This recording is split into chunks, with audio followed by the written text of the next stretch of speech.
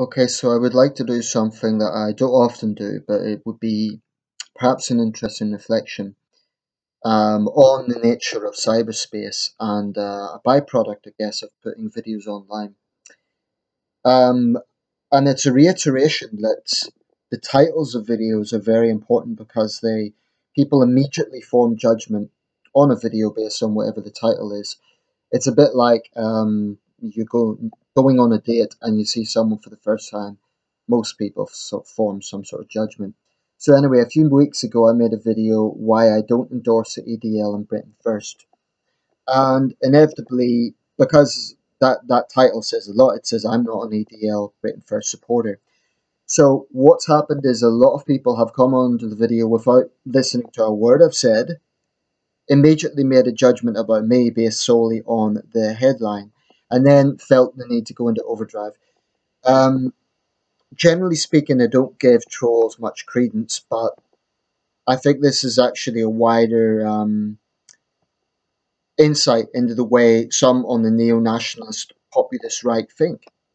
Um, they are just as close-minded as the regressive left, and frankly, just as piss ignorant. So I'm going to read out some of the comments to really really emphasize the point I'm making. But before I do that, I'm going to again emphasize or directly confront the misconceptions about myself. Firstly, I am not, as my username suggests, my username is centrist philosopher. It's not socialist philosopher or liberal philosopher. I'm a centrist. That means I recognize the flaws of the political left as well. Now, some of these people have chosen to pigeonhole me as regressive leftists, as as a sort of liberal who always calls people racist and that sort of thing. I'm not like that actually. They've also portrayed me. Some of them have portrayed me as being a terrorist sympathizer and virtue signaling and all the rest of it. So I'm going to read out these comments and directly confront the mindset behind some of these people.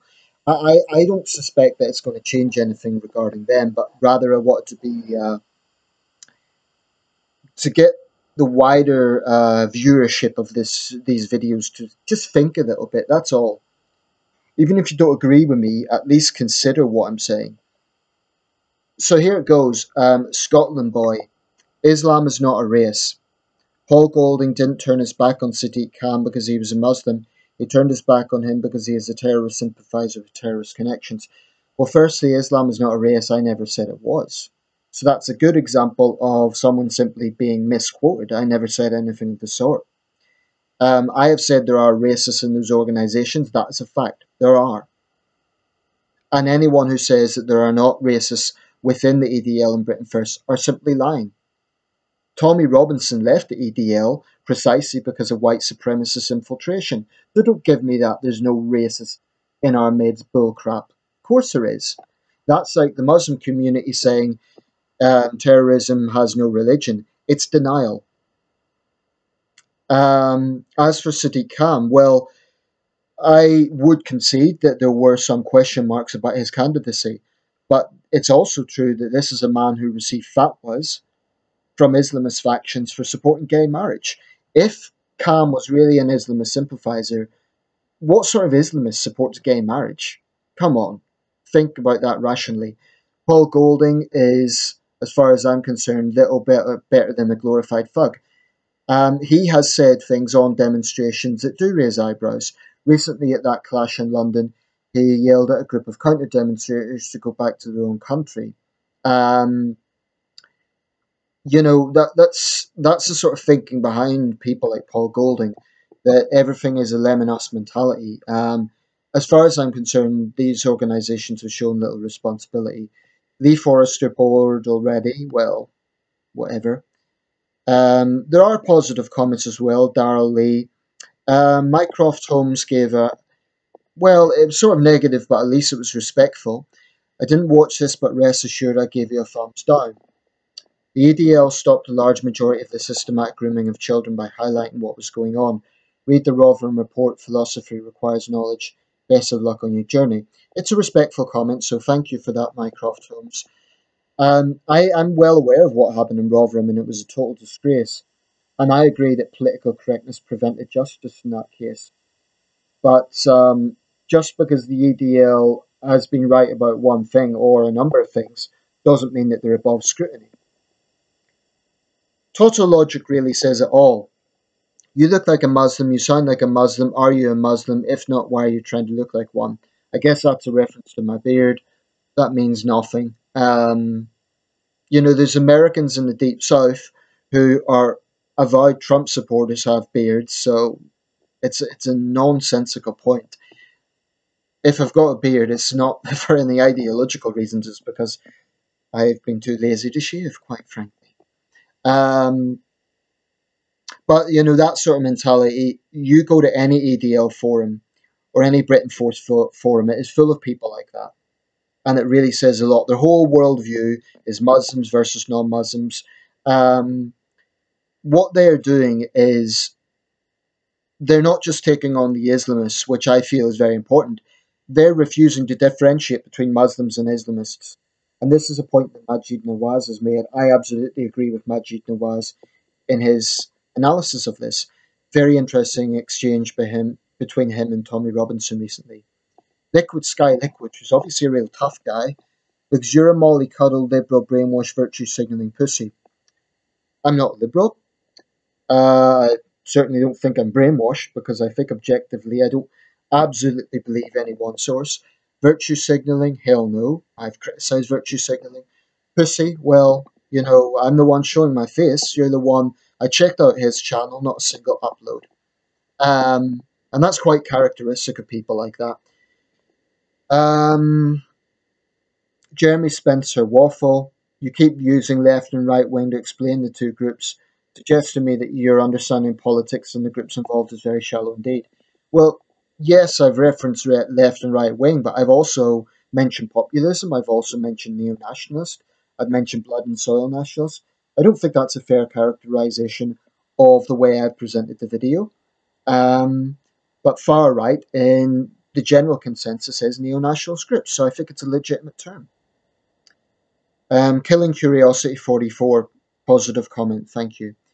Dark Defender, you agreed with what I've said, and I know you're one of my subscribers, so the only thing I would say is I don't agree that the answer to opposing Islamism is by endorsing populist right-wing groups. I think it's a very narrow worldview to say you're either with us or against us, and in order to prove that you're against Islamism, you therefore have to support the EDL or Britain First. One argument would be that they had drawn attention to important issues like the Rotherham abuse scandal, but I have real concerns about these organisations, and I would urge anyone who's tempted to join them to look into the background. These are groups that have BNP origins. They're groups with a long criminal record in their midst. If you look at many of their members, that these people are like football casuals. I just don't think they're responsible organisations at all. I don't want the answer to Islamism to be a bunch of rowdy neo-nationalists who think that the way to deal with this is barging into mosques. That's not the way to deal with Islamism. The way to deal with Islamism is to put pressure on legislators to take this problem seriously. It's by working with Muslims who do recognise there's a problem, groups like British Muslims for Secular Democracy. It's not by stigmatising and attacking all Muslims. That's not a politically correct statement. It's common sense. Um, I totally reject the argument that some Muslims make, oh, it's nothing to do with us. Islamism is part of Islam, and Islam itself absolutely should be criticised. So, Scotland boy, I never claimed that Islam is a race, and I'm not one of these people that shouts racism every time Islam is criticised. But it is absolutely the case that there are racists within the EDL and Britain First. And you're naive if you think there isn't. Look at their forums. Look at some of the sort of comments they come out with. And don't tell me that these are not these organizations with racists in their midst, because they are. They will retort that every big political party has racists in their midst. But, it just pisses me off that people are so narrow minded that they think the only way that you can oppose Islamism is by endorsing these organizations. And then it becomes a constant cycle, because then the reactionary left wing groups think that anyone who questions Islamism must be tied to these groups. I don't want anything to do with the EDL or Britain First. I may occasionally agree with some of the arguments they're making, but I maintain that they are dubious organizations, and I don't want anything to do with them. And in my criticism of Islamism, in which I've been very vocal, I would add, I don't want people to assume that I am connected with blood and soil nationalistic groups, because I'm not. The sort of people that are in Britain First and the EDL today, 30 years ago, they would have been in the National Front. I'm not saying everyone, but I'm saying a sizable contingent of these organizations. That is their politics. They won't admit it, but you look at the forums. It's a bit like, well, any other extreme. If you look at the far left wing groups like Antifa and Unite Against Fascism, and some of the very dubious people in those organizations, it's the same thing. In the end of the day, it's about common sense, it's about being level headed, and it's about, yes, people have a right to be angry. Yes, Islamism and grooming and all these things are extremely important. They need to be robustly challenged, no question about it. I just reject the idea that the only way to challenge them is by joining the likes of the EDL and Britain First. I don't like these organisations. I feel uneasy about them. And if your attitude to that is, oh, you're a namby-pamby liberal virtue signaler, fuck you. Fuck you. You know nothing about me. I was as disgusted as anyone else when I heard about German women being raped by migrants. I was disgusted as anybody else when I heard about the Rotherham abuse scandal. But I'm not going to hate all Muslims as a result. And, they will say that that isn't their position, but why then barge into mosques? Why then refuse to differentiate between Muslims and Islamists? I think all that does is polarize those Muslims who would otherwise be sympathetic. And they will say there are no moderate Muslims. That simply isn't true. There are groups like the British Muslims for Secular Democracy who have actually openly said that Islamophobia is a problematic term because it's used to stifle criticism of Islam. And if you look at the British Muslims for Secular Democracy, you will see robust debates about Islam. There's no censorship. There's no, oh, you can't offend this religion. Nothing of the sort. So a lot of what these groups say is based on a certain degree of scaremongering, I would say. What I would argue is there's definitely a problem out there, and the regressive left, I think the regressive left is a huge problem. And, they do my head in with the dishonesty that they have. But I do not believe that the populist hard right is the answer. And as a centrist, I make no apology for that.